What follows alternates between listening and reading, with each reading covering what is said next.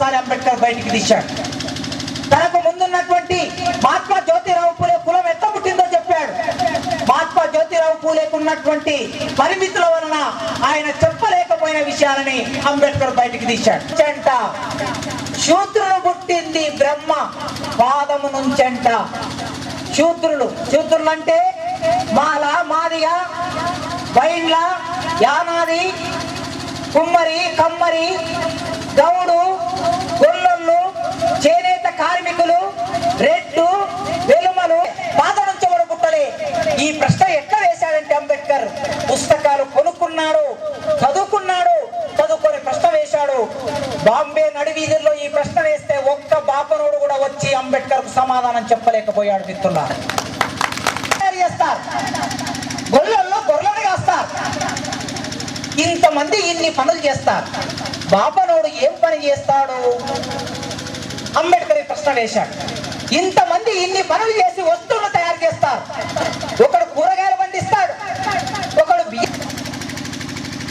పని చేయకుండా, చెమట చుక్క చిందించకుండా, రక్తం కారకుండా బతికేవాడు బ్రాహ్మణుడు గనక దేవుని సృష్టించి ఆయన ఏమన్నాడు?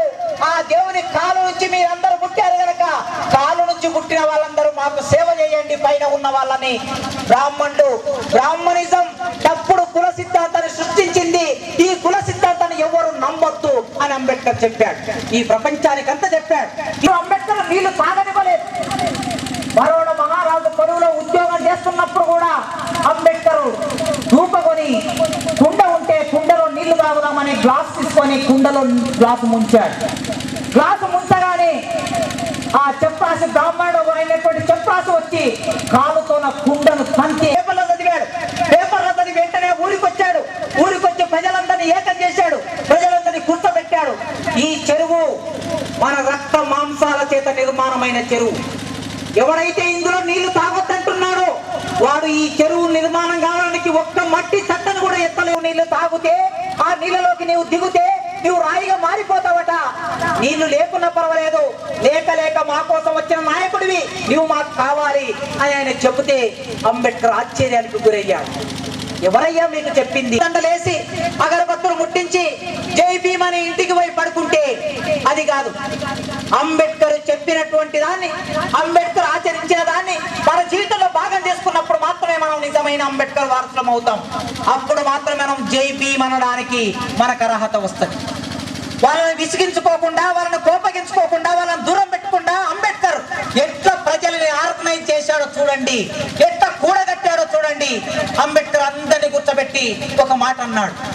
ఈ చెరువు తవ్వింది మీరు, ఈ చెరువు కట్టింది మీరు, ఇందులో ఉండే ప్రతి నీటి బొట్టు, మీ చెమట చుక్కలు, కారిన మీ నెత్తుటి చుక్కలు, కారిన మీ కన్నీళ్లు ఇవి నీళ్లుగా మారాయి.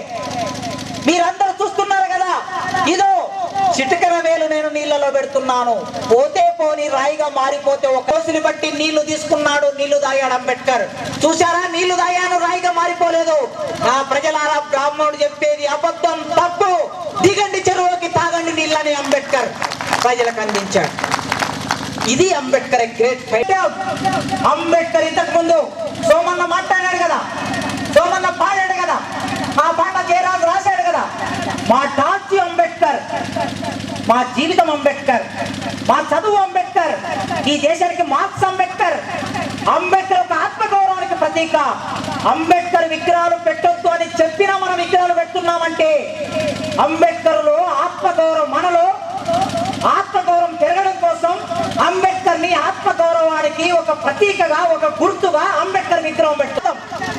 మనం కలిస్తే మన జనాభా 85%, వాడి జనాభా 15%. 15% ఉన్నవాడు ఈ దేశాన్ని పరిపాలిస్తుంటే 85% ఉన్నటువంటి మనం ఎందుకు పరిపాలించొద్దు? ఎందుకంటే మన మధ్యన గోడ పెట్టేశాడు వాడు. మీరు దూరంగా ఉండండి, మీరు దూరంగా ఉండండి, మీరు దూరంగా ఉండి నిచ్చెన మెట్ల కుల వ్యవస్థ నిర్మాణం చేసి ఈ నిచ్చెన మెట్ల పై మెట్టు ఏమనుకుంటుందంటే కింద నాకన్నా ఒక మెట్టు ఉంది కదా అని పై మెట్టు అనుకుంటుందట. నా మధ్యన మనం కలిసి పనులు చేసుకుంటాం, కలిసి వ్యవసాయం చేస్తాం, కలిసి వస్తువులు తయారు చేస్తాం. ఈ ఉత్పత్తి సంబంధం మన మధ్యన ఉన్నది. ఈ సంబంధమే రాజకీయ సంబంధంగా మారాలి. ఈ సంబంధం భూ పోరాటంగా మారాలి. భూమిని మన చేతుల్లోకి లాక్కోవాలి. భూమిని లాక్కున్న తర్వాత రాజ్యాధికారాన్ని లాక్కోవాలి. మాటలు చక్కగా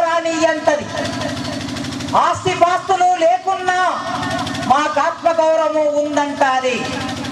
ఉన్న బట్టలను తెల్లగా ఉతికి మల్లె పువ్వుల పల్లెలుంటారు. కుర్చీలో కూర్చొని కాపీ తాగితే ఉన్న దొరలకే కడుపులమంట. ఎవనబ్బా సొమ్మేం తింటలేం, మా సొమ్ము మా ఇష్టం అంటారు. వాళ్ళు దళిత పులులు, మనం అయితే పూలే అంబేద్కర్ యువజన సంఘం పెడదామని ఆలోచించింది. వారు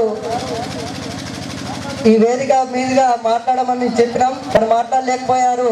అయితే మన బీసీ ఎస్సీ కులస్తులు అందరు కూడా కలిపి మహాత్మా జ్యోతిసి వెళ్ళాల్సిందిగా కోరుతున్నాం.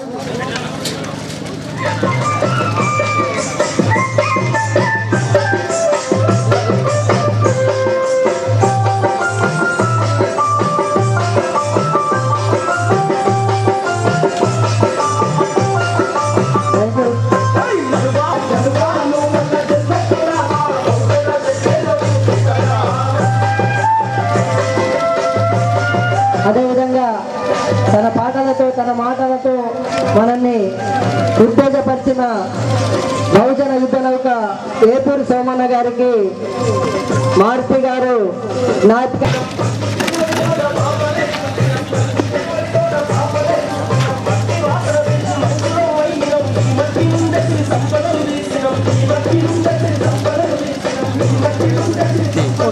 ఓకే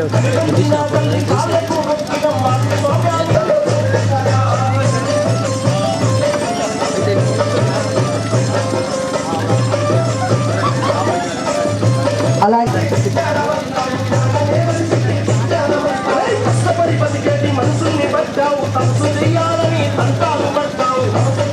అలాగే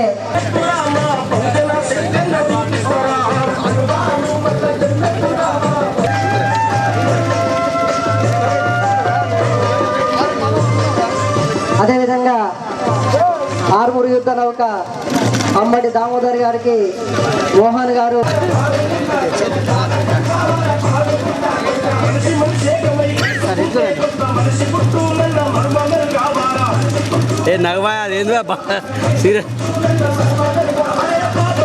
అలాగే యువజన సంఘ సభ్యులు మనకు కూడా మెమెంటోస్ తెచ్చాము. ఎందుకంటే మన భవిష్యత్తులో మనం ఈ కార్యక్రమం నిర్వహించినామన్నిటిని రేపు కానీ ఈ ప్రోగ్రాం తర్వాత కానీ దశరథ్ గారు మన ఇళ్లలోకి పంపిస్తారు. వాటిని స్వీకరించండి దయచేసి.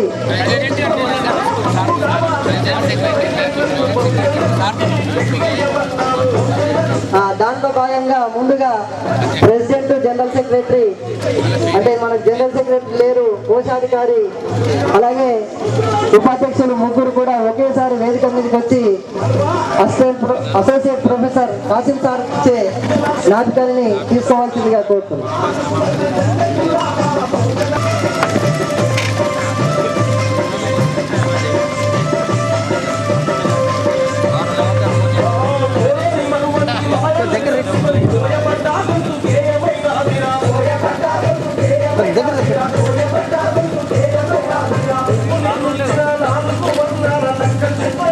ఓకే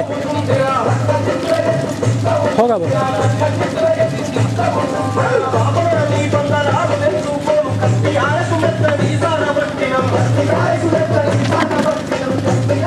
అదేవిధంగా సభాధ్యక్షులు మరి పెంటన్న గారికి కూడా మన కాశీం సార్ గారు మేముంటుంది.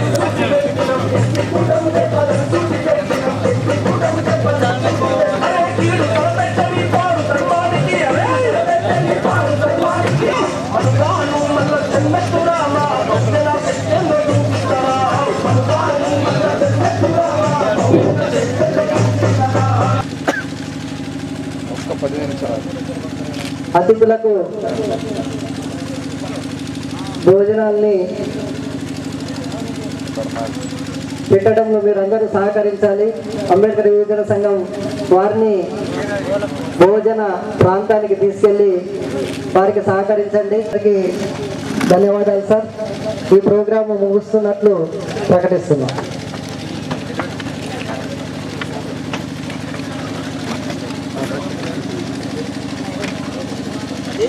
కదా